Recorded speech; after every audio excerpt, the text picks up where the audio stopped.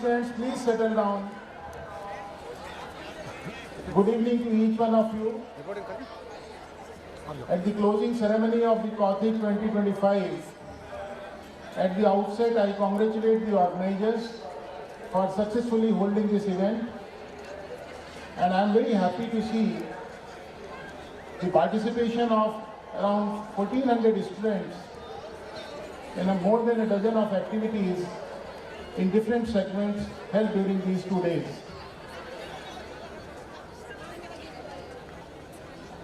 जो लोग इस विश्वविद्यालय परिसर में, चाहे वो छात्र हों या बच्चे हों और शिक्षक हों या संस्थानों के अधिकारी हों, आपको ये जान के बड़ी खुशी होगी कि विश्वविद्यालय द्वारा 3 वर्ष से ये तीसरा कौतिक है। और आश्चर्य की बात ये है कि घूम फिर करके समय का चक्र ऐसा घूमा कि तीसरा कौतिक 3-4 अप्रैल 2025 को हो रहा है और पहला कौतिक भी 3-4 अप्रैल 2023 को हुआ है। ये एक कोइंसिडेंस है, ये संयोग है, इसके पीछे किसी की कोई मंशा नहीं थी, लेकिन इसकी जो डेट्स पहले तय हुई उन डेट्स में एग्जामिनेशंस की वजह से इसको रीशेड्यूल करना पड़ा और फाइनली हम लोग 3rd और 4th अप्रैल को इस जो हमारा एनुअल एथलेटिक्स मीट है और टेक्नो कल्चरल फेस्टिवल है उसको आयोजित करके सफलतापूर्वक कौतिक 2026 की तैयारी करेंगे हमारे बच्चे। आप सबके लिए जो यहाँ पे प्रतिभागी रहे, बहुत सारों को भी पुरस्कार दिए जाएंगे, बहुत सारे विनर्स होंगे और बहुत सारे लूजर्स भी होंगे। जैसे कल आपको ये कहा था कि ये महत्वपूर्ण ये नहीं है कि आप जीतते हैं या नहीं जीतते हैं, महत्वपूर्ण ये है कि आप प्रतिभाग करते हैं। विश्वविद्यालय के कुलपति के रूप में उत्तराखंड राज्य के अंदर उत्तराखंड प्रौद्योगिकी विश्वविद्यालय द्वारा ये जो पूरे प्रदेश की संस्थाओं के छात्र छात्राओं को विश्वविद्यालय स्तर की प्रतियोगिताओं में प्रतिभाग कर उसके जो उपलब्धियां हैं जो देने का एक प्रयास है, ये निश्चित रूप से समग्रता से यदि इसी गति से कायम रहा तो आने वाले समय में आपके अपने जो व्यक्तित्व के विकास में इसकी एक बड़ी महती भूमिका होगी। और जो भी बच्चे हमारे उत्तराखंड टेक्निकल यूनिवर्सिटी इकोसिस्टम का पार्ट बनेंगे वो निश्चित रूप से इस इवेंट का बेसब्री से इंतजार करेंगे, ऐसा मेरा मानना है। क्योंकि 3 वर्ष से लगातार इस प्रकार के आयोजन को सफलतापूर्वक करना और बिना किसी बड़ी समस्या के, छोटी मोटी समस्याएं तो प्रत्येक आयोजन में होती हैं और ये आपको भी समझना चाहिए और दिल में इतनी जगह रखनी चाहिए कि जब 1400 बच्चे किसी एक परिसर में अचानक आएंगे और 2 दिन के लिए उनके रहने की व्यवस्था, खाने की व्यवस्था और आयोजन की पूरी व्यवस्था करने में निश्चित रूप से कुछ न कुछ चूक हुई होगी और ये आयोजक मंडल है ये इसका संज्ञान लेगा और आने वाले वर्षों में जब इस प्रकार के आयोजन इस परिसर में होंगे तो बहुत ही उत्कृष्ट तरीके से आयोजित किए जाएंगे।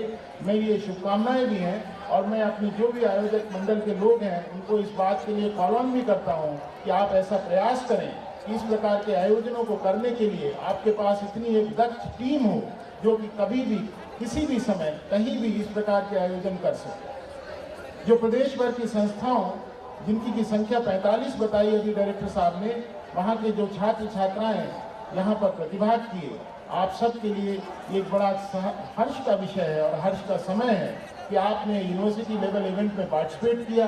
आपका पार्टिसिपेशन का सर्टिफिकेट वो अपने आप में इतना महत्वपूर्ण है कि आपको यूनिवर्सिटी लेवल पार्टिसिपेशन के जो डिविडेंड्स हैं वो आपके जीवन भर आपके साथ रहेंगे। जो बच्चे यहाँ पर हैं, मैं आपको इस अवसर पर अपने कुछ बातें आपसे साझा करना चाहूँगा।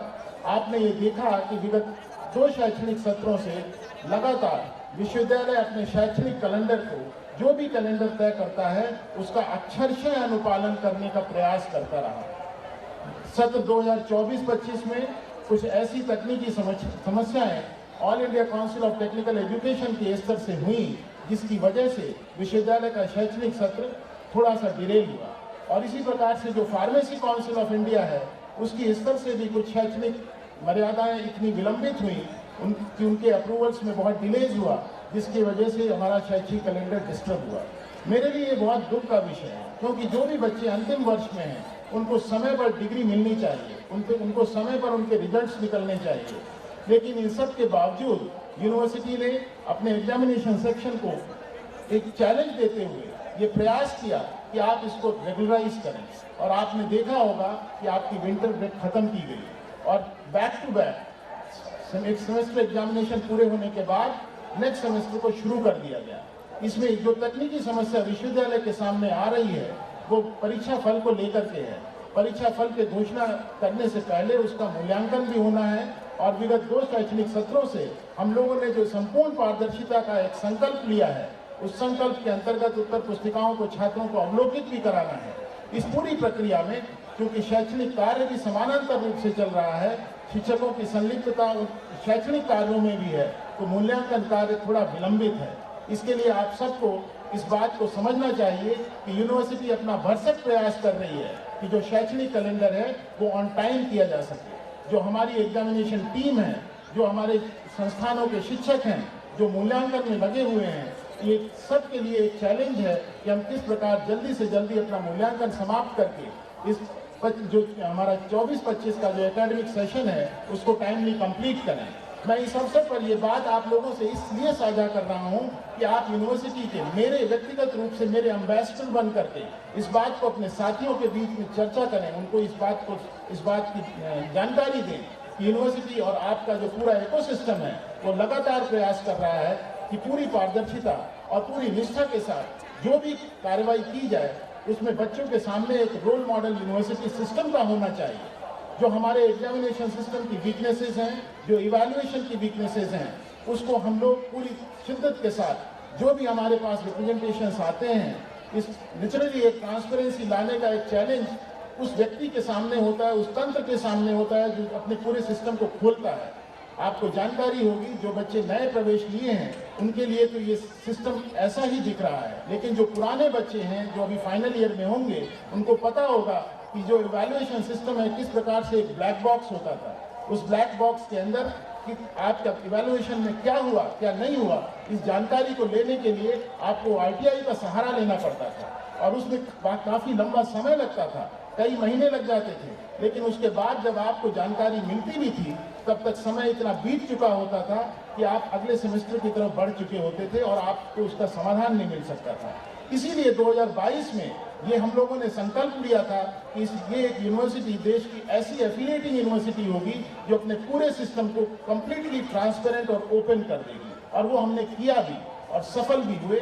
मैं इसके लिए पूरे UTU इकोसिस्टम में जितने हमारे स्टूडेंट्स हैं, टीचर्स हैं, सबको साधुवाद देता हूं और अपनी तरफ से सबका आभारी हूं कि आपने सहयोग किया और विश्वविद्यालय ने अपने कुछ मानक स्थापित किए। आपने देखा होगा विगत कुछ समय से कुछ ऐसे तंत्र, ऐसे लोग हैं, ऐसी शक्तियां हैं जो विश्वविद्यालय के स्थापित तंत्र जिसमें कि टेक्नोलॉजी का उपयोग करके पूरी पारदर्शिता के साथ अकाउंटेबिलिटी स्थापित करने का प्रयास किया जा रहा है, उस ताना बाना को तोड़ने का प्रयास कर रहे हैं। मैं विश्वविद्यालय के कुलपति के रूप में बहुत जिम्मेदारी के साथ आप सबके साथ खड़ा हूं और जो 26,000 बच्चों का हमारा इकोसिस्टम है, rest assured nobody will be in a position to challenge it, और जो भी हमारा ट्रांसपेरेंसी, अकाउंटेबिलिटी और क्वालिटी एजुकेशन का कमिटमेंट है उसको हम पूरा करेंगे।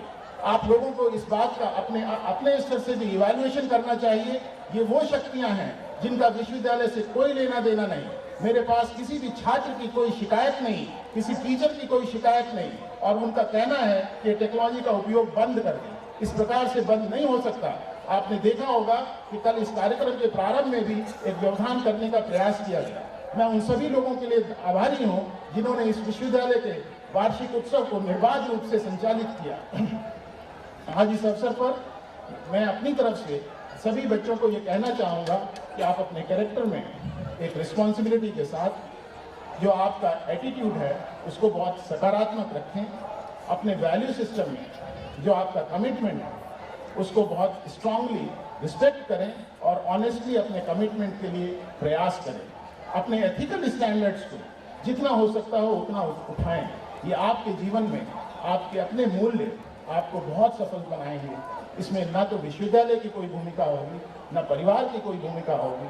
हम लोग सिर्फ एक वातावरण दे सकते हैं और वातावरण देने का काम निर्बाध रूप से पूरी शिद्दत के साथ और जिम्मेदारी के साथ करते रहेंगे। आप सबको पुनः कौथिक 2025 के सफल आयोजन के लिए बधाई। और जिन लोगों को पुरस्कार मिलेंगे उनको बहुत बधाई, और जो नहीं पा रहे हैं उनको और बधाई कि वो अगले साल प्रयास करें और जीवन में नई ऊंचाइयां छुएं। इन शब्दों के साथ आप सबको पुनः बधाई और आगामी भविष्य के लिए शुभकामनाएं। जय Hind.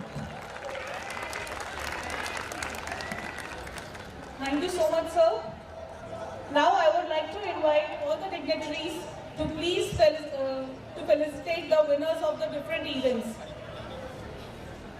Let's start with the